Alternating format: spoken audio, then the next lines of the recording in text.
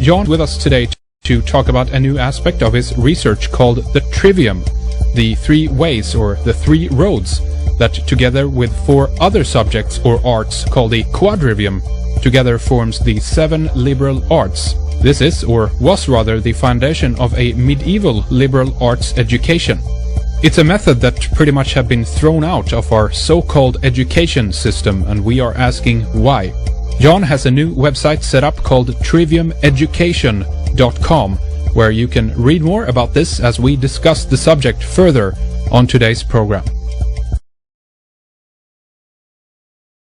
The 7 liberal arts, and we have to remember, or what I should say is, we need to make a distinction that the modern liberal education that people might receive at a university or college is very rarely, if ever, the traditional 7 liberal arts or classical 7 liberal arts education as it was originally taught, unless one happens to have a teacher or professor who knows the traditional form and is just happens to be teaching the class, which I do hear from professors on occasion that do teach it and do know it, but they are rare.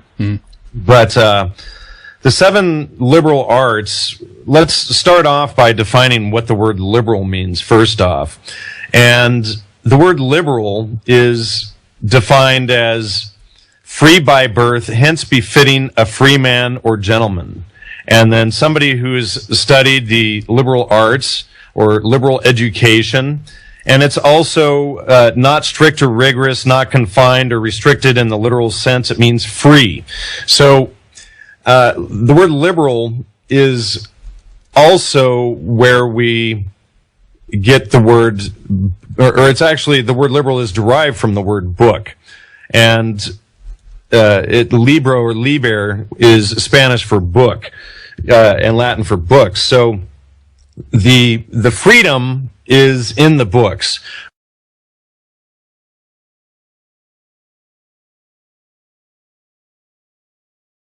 But let me read you a quote here that is from Edward Bernays. That this is actually from the very first page of chapter 1 in Edward Bernays' 1928 book, Propaganda. And he says, "The conscious and intelligent manipulation of the organized habits and opinions of the masses is an important element in a democratic society. Those who manipulate this unseen mechanism of society constitute an invisible government which is the true ruling power of our country. We are governed, our minds molded, our tastes formed, our ideas suggested, largely by men we have never heard of. This is a logical result of the way in which our democratic society is organized. Vast numbers of human beings must cooperate in this manner if they are to live together as a smoothly functioning society. In almost every act of our daily lives, whether in the sphere of politics or business, in our social conduct or our ethical thinking, we are dominated by the relatively small number of persons who understand the mental processes and the social patterns of the masses. It is they who pull the wires which control the public mind." And so what we're looking at is basically it's a system that the elites have established through B.F. Skinner, through Edward Bernays, through people like this. Right, he's patting himself on the back right there in that quote and saying, right, look at me, what I've been able to do, basically. Right, and he's even using propaganda or PR to sell his propaganda to justify his actions, right? Yeah. And basically, he says that it's a logical result of the way in which our democratic society is organized. Well, it's only logical because they have to enforce the dumbing down of the rest of us. And I think you've interviewed John Taylor Gatto on your show. Is that correct? That is correct. Really good interview. Always a lot of fun hearing John Gatto. Yeah. Right, and I've had him on my show a number of times as well, and he's just done a weekend with John Taylor Gatto that was recorded on July 4th weekend with Richard Andrew Grove at Tragedy and Hope, who is a partner of mine. And so he lays out really the dumbing down and how they're dumbing down the public mind through the education. So what Edward Bernays is really saying, and let me give you another quote here by Walter Lippmann. And Walter Lippmann, this is from his Public Opinion, which was published in 1922. We have learned to call this propaganda, a group of men who can prevent independent access to the event, can arrange the news to suit their purpose. In order to conduct a propaganda campaign, there must be some barrier between the public and the event. Access to the real environment must be limited before anyone can create a pseudo-environment he thinks wise or desirable. So what they're doing is they're manipulating the data that's being given to us. So, and in order to do this propaganda, this PR, as well as the marketing, the government systems that are out there today, they had to take something away from us, or at least covet or occult something from us, so that we could not see how all of this works. It's basically, in a way, what we're going to be discussing today is like taking the red pill and being able to see all of the lies coming down the screen like in the Matrix films, okay? And this is the 7 liberal arts education as it was traditionally taught. And as I said, the 7 liberal arts, the word liberal comes from freedom. And they've even spun the word liberal into its antithesis, meaning a tax and spend liberal, or a communist, or a socialist, which these are actually the antithesis of somebody who would be considered a liberal. You're not, a true liberal isn't somebody who wants to live off the tit of the government. They want to live on their own, right? That's right. I wanted to ask you what you think happened to, I'm sure we'll get into it as well, but I want to ask you what you think happened to the teaching of the 7 liberal arts, because this to me then seems that this is a system that was derived for the elite pretty much in that sense, but this has now even that has gone underground, if you know what I mean, Jan, and what we've been given consequently the few 100 years after this disappearance is a much more boiled down version of this. Basically, it's been trimmed to fit the plebes, if you will. But go ahead, Jan. Sure. Well, the 7 liberal arts is composed of 2 components called the Trivium and the Quadrivium. The Quadrivium was developed by Pythagoras, which he lived about 28 to 2,700 years ago or more. And the Trivium was largely created by Aristotle, who lived about 2,500 years ago. Now, Aristotle, when he published his work on the Trivium and on logic, Aristotle was Alexander the Great's mentor. And he got in trouble with Alexander the Great for publishing this information because it showed how the elites controlled the masses.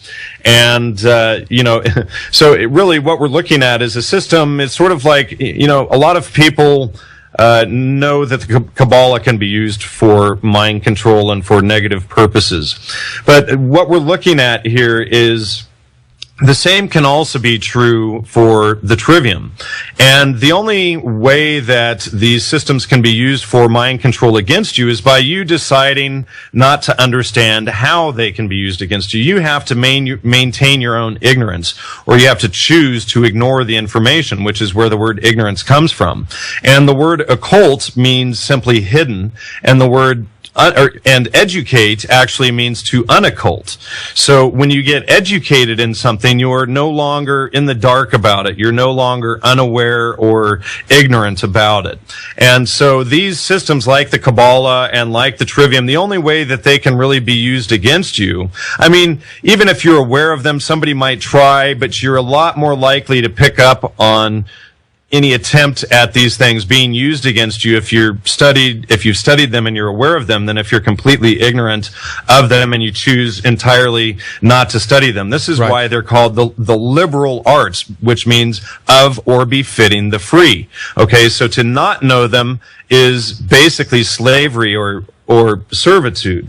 And so this is why it's important to study this stuff. And so what they've done, like I said, they've twisted the word liberal. They've also twisted the word trivium, and they've tried to trivialize the word trivium and its importance. And in fact, even I looked up on the Encyclopedia Britannica's website, and they had a wrong definition on their own website. So I contacted one of the academics, one of the professor editors at the Encyclopedia Britannica, and I asked him about it, and he says, "Oh, that's completely false.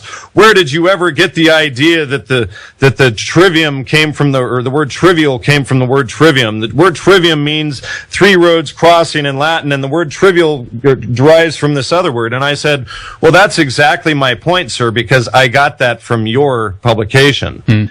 And so he wasn't even aware that the Encyclopedia Britannica was misrepresenting trivium and trivial. So let's get into what the trivium is. And the trivium is composed of three components, which is the first one is, and let me just switch what's on my screen here. The first one is grammar, and grammar is actually knowledge. And grammar, there are two different types of grammar that, as we can see it. Most people, when they hear the word grammar, they would think, Henrik, why the heck are you having someone on your show to give us a lesson about grammar? Okay, so, there's two different types of grammar. There's grammar that relates to a specified language like English, Russian, or Latin, and the words and sentence structure and everything within that language. And then there's general grammar, which relates to the words of objective reality in any language and applies to all subjects as the first set of building blocks to an integrated or fully mindful objective study or body of knowledge. So basically, we can think of general grammar as doing research, okay? And what general grammar does is it answers the question of who, what, where, and when, okay? And special grammar applies to, again, the punctuation and grammar and understanding that the letters and things that you're dealing with and how to put them together properly. Okay, so when we are looking into a subject, the first thing we have to, the first things that we need to know are who, what, where, and when. Otherwise, we don't have any knowledge about what's going on.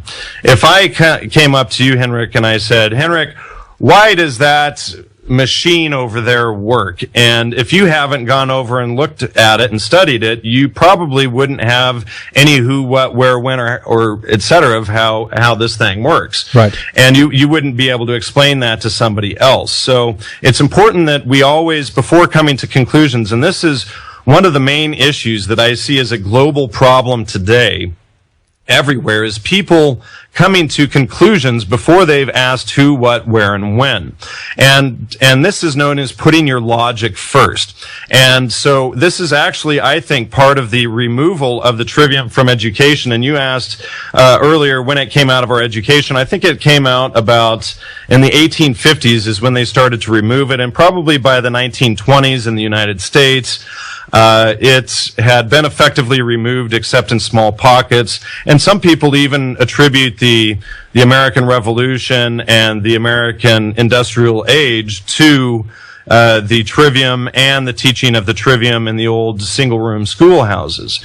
So this is all sort of integrated and put in together. But we can understand, Jan, that it's a dangerous thing. In other words, this education, the knowledge that is acquired through the, if you will, then the proper understanding of the world, your surrounding, and so forth, that becomes you get an empowered population because of it, and that from their point of view exactly the key. Yeah. That's exactly the key, is you're empowering them, which enables the public to see the stuff that Edward Bernays and Walter Lippmann and B.F. Skinner were talking about. B.F. Skinner said, "Give me a child and I'll shape him into anything," right? See, so just one more point on that, Jan, because I think that's a really important point. That means, in other words, as well, that they are not in any regard better or superior if we look at the elite or those who have enslaved humanity. You just hit it exactly on the head. What they're trying to do is they're trying to play this whole genetic eugenicist, you can even throw Zionist philosophy in there, and trying to say that one group is above all of the others. But what they're really doing is they're using a specific way of thinking to have an edge up on other people. And by you having this system, you can see how they're attempting to manipulate you. That's right. Okay. So you exactly hit it on the head. So what happens when people don't understand the trivium, or even if you get the trivium out of order, the trivium, some people will teach the trivium as grammar, logic, and rhetoric as three distinct and separate courses of study. And myself and the people that I work with, we completely disagree with that. We see it as a functioning system.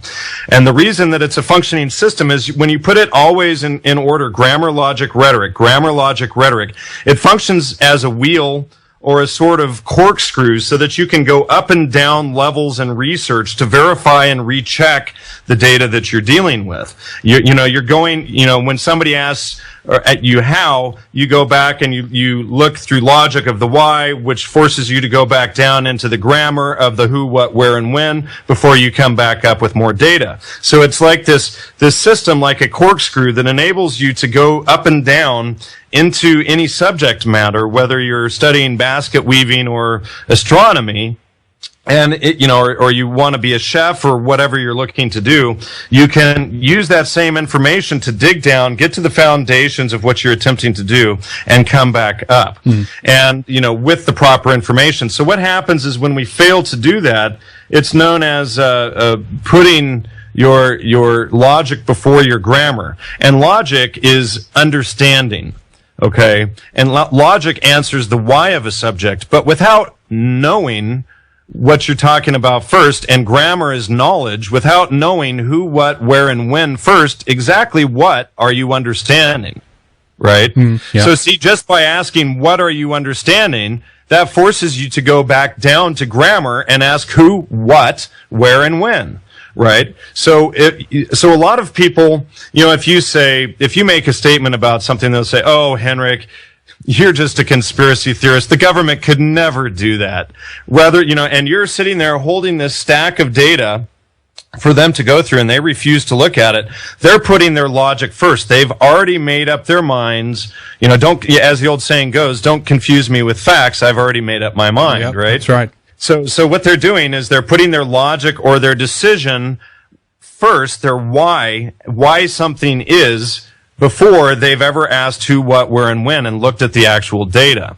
Okay? So then what happens then is people who don't go back down to that level of grammar and look at the who, what, where, when, and then come up before they ask why.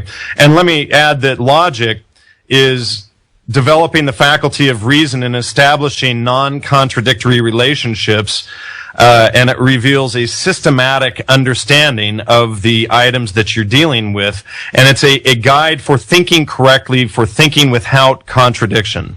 It's so, as Ayn Rand defined it, it is the art of non-contradictory identification. And interestingly, Ayn Rand was one, if you read her book, she was one that very commonly put logic before grammar. She would come to conclusions that were wrong, like if you study Anthony Sutton or Carol Quigley or Douglas Reed or some of these types of works, you'll clearly see right away that she didn't put her grammar before her logic. She came to conclusions before proper study. It doesn't mean that all of Ayn Rand's philosophy is bad. It just means that she didn't have a proper understanding of the trivium and how to gather data before coming to a conclusion.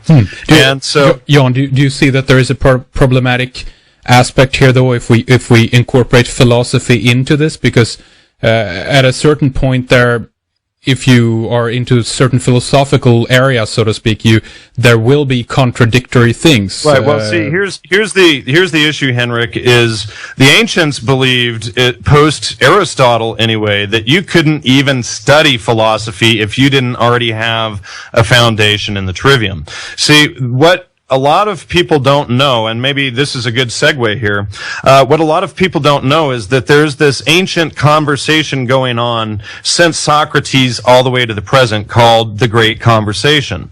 And it's found in the great books of the Western world. And it's the great books of the Western world is 54 or 60 volumes now up to the present day. And they're getting harder and harder to get copies of, but you can go to used bookstores sometimes and find them for the, I don't know what it would be in Sweden, but equivalent of $100, $200. But this is all of the, or just about all of the major philosophers of the last the 2,500 years, and it's a continuing conversation that each generation builds on the last. And to really even be able to get in and understand the great conversation, you first have to have studied the Trivium and Quadrivium. So, this is one of the ways that they keep people out of understanding how everything is being done to them, and where the contradictions come in that you mentioned. And I like to jab at Kant, because I think that Kant gave us the contradictions, and it's Kant's philosophies that have really had the biggest detriment on us, and the irrationality of the New World Order and many of the other things that are being pushed upon the people today, as well as I think the positivist movement is largely from Kant. It's people who instead of taking action against a wrong, they'll say, oh, well, that's negative. I don't want to hear about it. I don't want to know about it. See, they're choosing ignorance rather than understanding. They automatically block out information. And I've heard many hippie-type people who will say that something is negative and they'll refuse to check it out. They'll choose ignorance. And I think it's to their own and everyone else's detriment, because who does that decision work for? Does it work in your favor or the elitist New World Order's favor for you to sit there and not take action when you see injustice? Yeah, well, right? If you're gonna, if somebody, like, let's say there are three people and they're in a race and they're at the starting line, okay, and one of them is a positive thinker, one is neither positive nor negative, and the other one is very negative. Which one do you think would win the race? Jesus, does it even matter? That's a difficult one, actually. Well, see, it's what I'm getting at is it's about taking action and not. See, the joke is that the positive thinker would get upset about the negative thinker being there and sit down and meditate to clear the air. The negative thinker, while he might be negative and bitch and moan and complain the whole time, he's going to get to the finish line, and he's probably going to tie about the same time with the one who's not positive or negative, who was stopping and smelling the flowers along the way. So it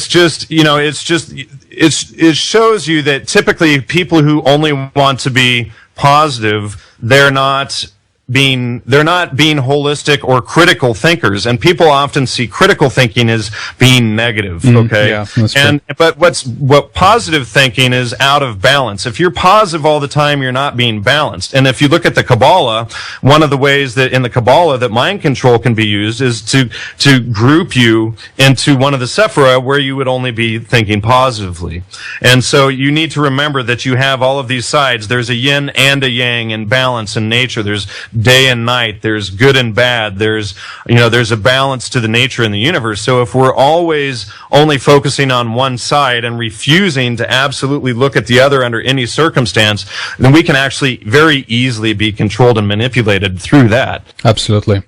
It's also what I see, obviously, that this is also about what kind of information, or the data, if you will, then that you get access to. In order to make the proper judgment or decision, I don't know if this is jumping ahead, Jan, but if we just briefly look into that idea, that you must be able to have all the variables, if you will, within your parameters to make the proper decision, much in the same way that many of these people, they want to, this has nothing to do with empirical data, if you will. They're actually not truly observing reality the way it is. I mean, and this goes back then to Rand's, if you will, objectivism. Right. How can we be truly objective in a world where we possibly cannot know all the variables? We cannot know all the truth, right? Well, see, that's the thing is and that's correct in a way, but what the Trivium does, and when it's put in a functioning system in a wheel or in a corkscrew type fashion, always going around, it always teaches you to go back down and look at the data, and you can actually dig down through the information coming in via the five senses. You can dig down and you can find all of the available data on a particular subject. And you can decide with that available data, you can decide if you have reached a final conclusion, A or B, yes or no, or if you need to do more research, or if it's true or false, etc. Right. So, and even if you've come to a conclusion at that particular point in history, and if a statement is true or false, by using the Trivium as a functioning system, you always know to go back and check things if new data ever comes in.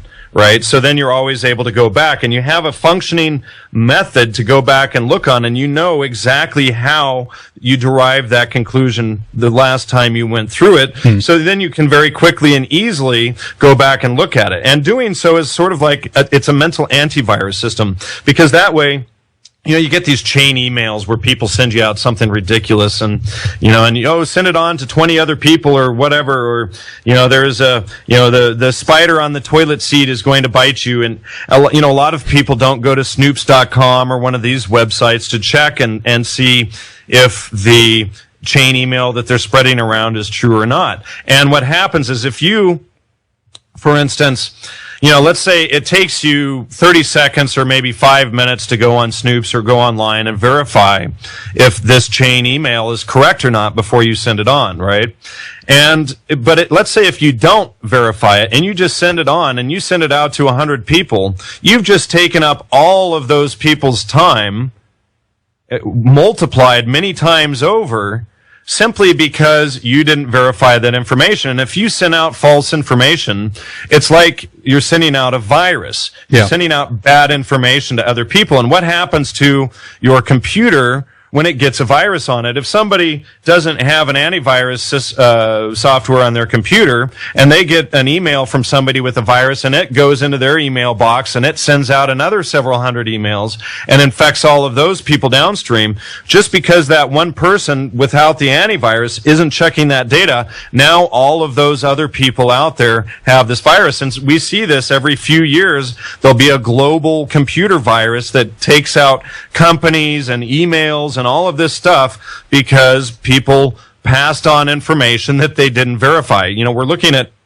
a macro and a micro. We're looking at two different things here, computer systems and humans. But I think the analogy is clear that when people themselves don't take a minute or two to verify that information, the time that's taken up downstream is many-fold greater. Okay. So, take the time to verify information before you pass it on.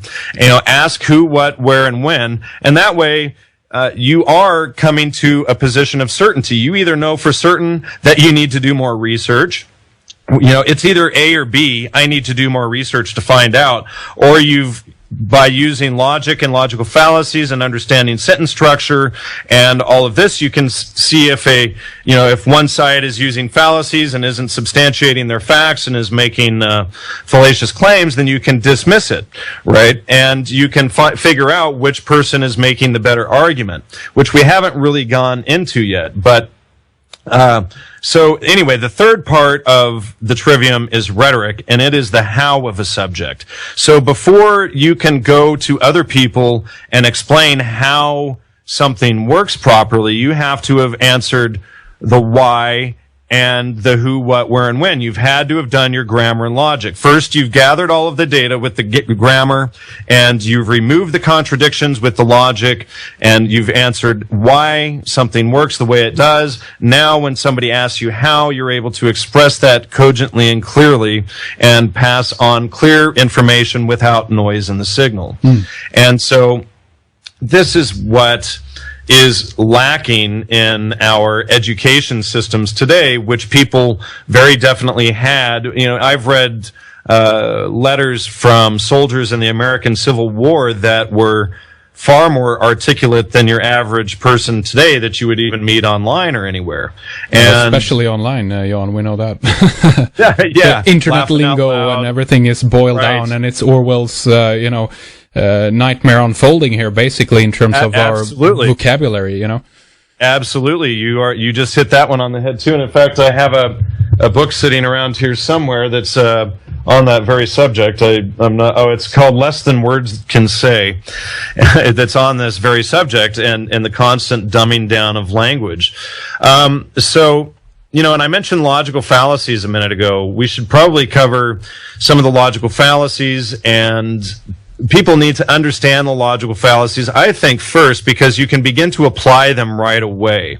And the logical fallacies is really how you can knowing the logical fallacies is like taking the red pill in the Matrix. That's the best analogy, I think.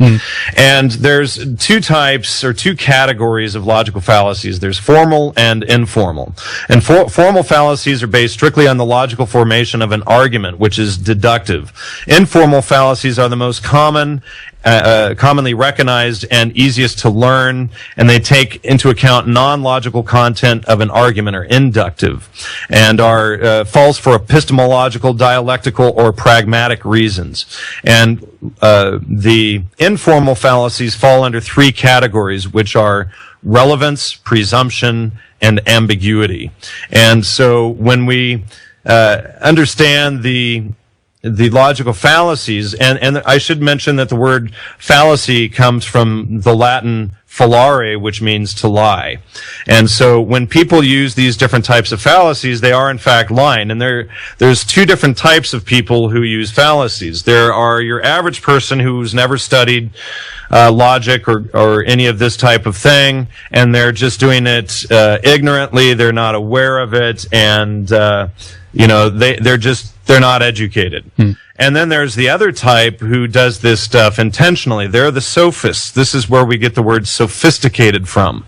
And so these are typically the elites, the lawyers, the marketers, the propagandists, the politicians, these type of people. They're the sophisticated class, the sophists, and they're using this type of information to control the rest of society. And so we can go into some of the logical fallacies now. I want to ask you, before we go there, Jan, a little bit about the right type of information again, if we go back to that idea of because if we're thinking about this idea of the circle or the spiral that you mentioned, that we can go around in this idea of, okay, do I need to collect more data or more research in order to find out what actually is going on about whatever subject, basically. There is a potentiality there that we might end up, obviously, in one way, running in a circle. We could also be put down by the idea of... Oh, go ahead, Jan. I don't agree with that you would be left just going in a circle, because... the idea of doing that in and of itself is always self-corrective. I think that not doing it is what gets us in a circle in the first place, because we're not asking who, what, where, and when. We haven't checked our data, and we jump to false conclusions without any information or proper study. And I think that the going in the circle bit is exactly what our entire society is doing right now without the Trivium. So I would completely beg to differ with you on that, because always going back to the ground level and checking yourself and making sure that you're making your decisions on solid information is what's going to give you strong self-esteem and strong knowledge that you're making the right decision. So I see what you mean, Jan, definitely. I guess what I'm alluding to then, in one sense of all of this, is the quality of the information that we are getting. Let's say, for instance, that we want to find out something about the Celts or the Druids, then, let's say. Sure. And if the only data that we can assess comes from, Julius Caesar, because it's the only one that is actually written down by, and well, you're limited to the information available that you can bring in via the five senses. Right. So, so obviously, if you knew that, well, Julius Caesar is the only source, or, do I have to go out and dig in the field and do my own archaeology work to find out more who, what, where, and when, then that's what I have to do.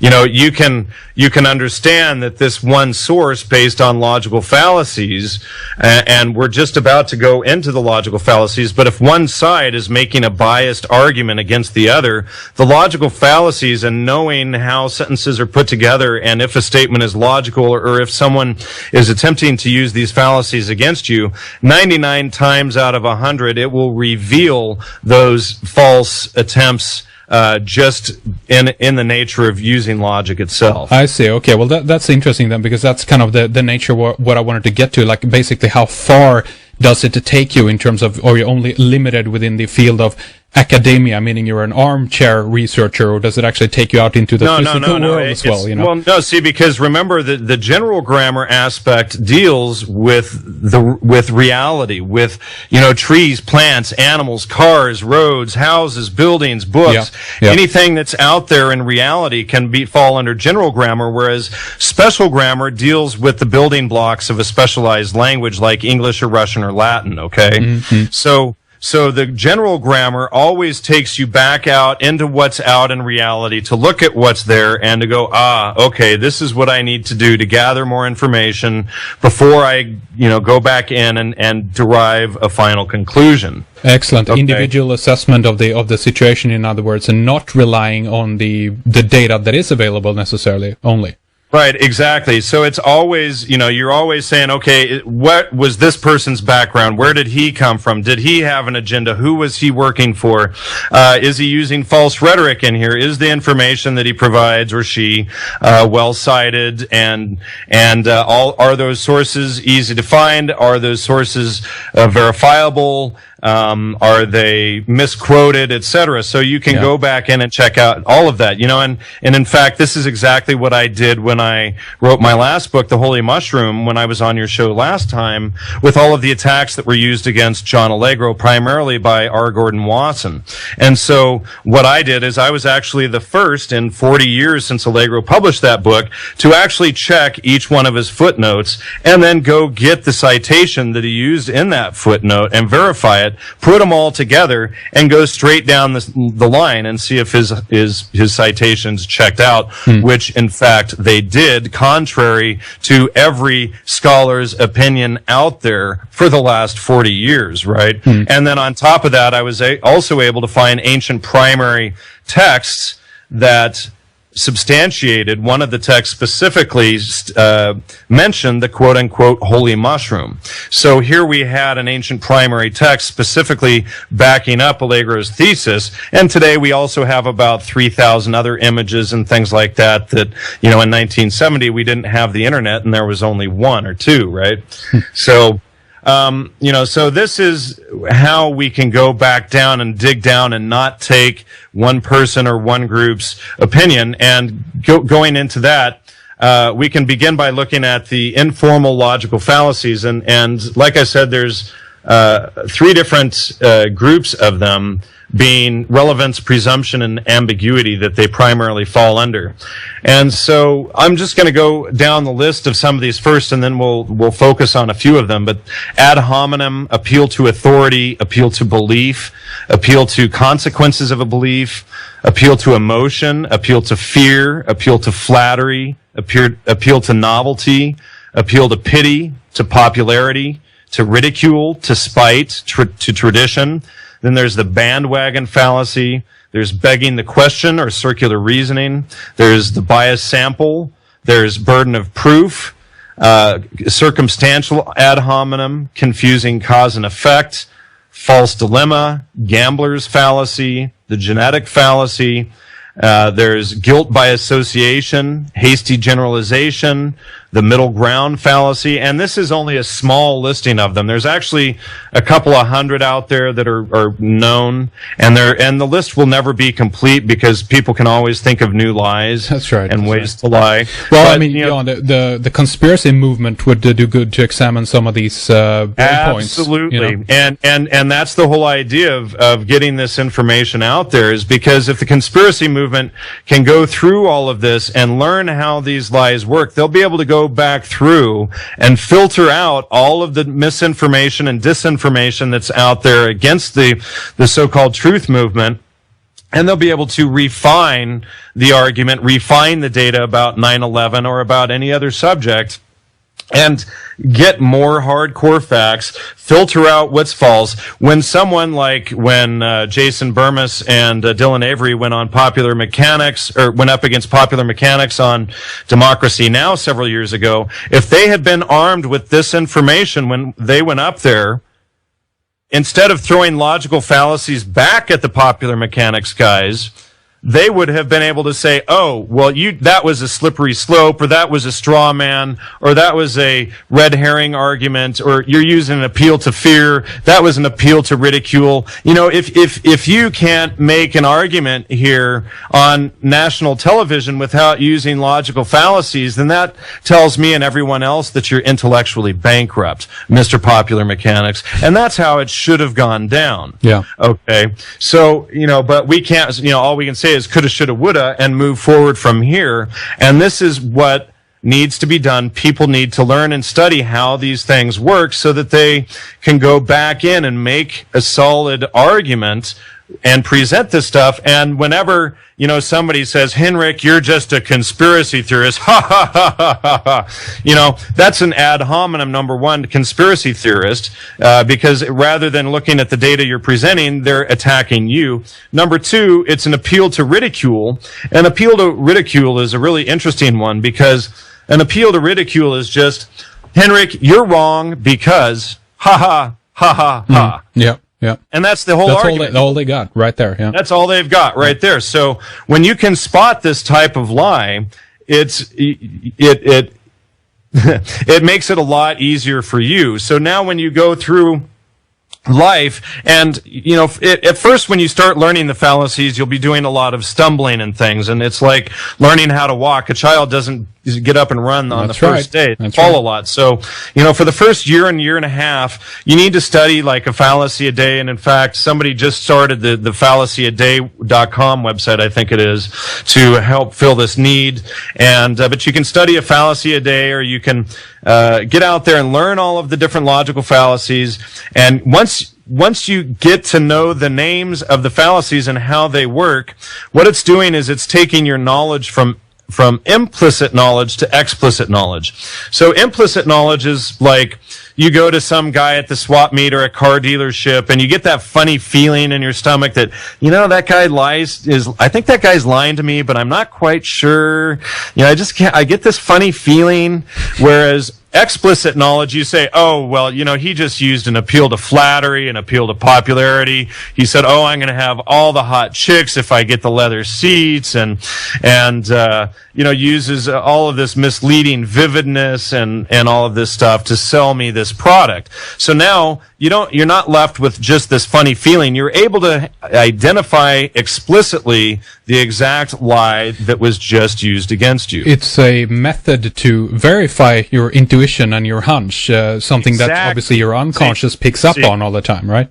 You just hit it on the head again, and that's exactly right, because all the implicit knowledge should do is trigger you to go, aha, what was that? Let's turn on the Trivium and let's run this through grammar logic before we before we come to any conclusions or pass any information on. Let's process this through the Trivium and then see what's going on here. So the implicit, or that intuitive, funny feeling aha moment, should only be a trigger to turn on a systematic method of verification. It shouldn't be the final conclusion. Right. Like I see many people in the New Age movement that they'll get a funny feeling. Oh, one day and I've been to plenty of New Age conferences where there's dozens of these people where they think, oh, well, you know, I'm a channeler and therefore I had a funny feeling. I got this channeled information, and therefore I know it's true. You know, this person is a lizard or an alien because my parents got a funny feeling when they were watching TV. Really? That's all you have to go on? Well, at that point, you're in the realm of an area that can't be proven or disproven either, which is a comfortable place to be for some, obviously. Well, no, it's not, because then it's called arguing the arbitrary, and it's automatically dismissed. You're arguing for something that you have no evidence for whatsoever. See, you have to remember, going back to objective reality, that you're bringing in information through your five senses, and you're verifying it. You're asking who, what, where, when, and when before you say why or how. So somebody who is just getting a funny feeling and then takes that as fact, well, you know, Rene Descartes was criticized a lot for that. Kant was criticized a lot for that. Just coming up with ideas and thinking that they reflect reality, when in fact you have no verification of that. So if somebody says, well, Donald Rumsfeld is a lizard, my friend had a funny feeling, or something like that, you need to be able to verify through the five senses, ask who, what, where, and when, ask if there is some Alison Bailey Fabian socialist agenda for getting you to believe that theory. Okay. Does it, to you, John, exclude all the metaphysics, if you will, the paranormal? Well, no, you don't exclude it all. See, what's interesting is the Trivium and Quadrivium, the third part, and I haven't really discussed the Quadrivium yet, but interestingly, the Trivium and Quadrivium will plug right into sacred geometry and into the Kabbalah, into philosophy and things like this. But what it does, and into the Kabbalah obviously ties into tarot, obviously ties into astrology and all of these different things. But what it does is it gives you a systematic method for understanding how the ancients came up with these ideas and how they do work. And what you understand is that while it gives you an image of yourself, you don't have to base every single aspect as fact. And what these things should do is give you a hint or a clue to go out and verify as much as possible that information is real before you pass it on to someone else. Mm-hmm. Yep. Responsibility right there, but before you... before you pass that mental virus on down the line, we're going back to that mental the mental virus, and the Trivium being mental antivirus system and always checking that data. And the New Age movement, the positivist movement, I think that they're the most guilty of this type of behavior and quote unquote thinking. They're not verifying the information. They're just spreading it out there, and that can be very detrimental to everyone downstream that we're actually trying to help up and empower.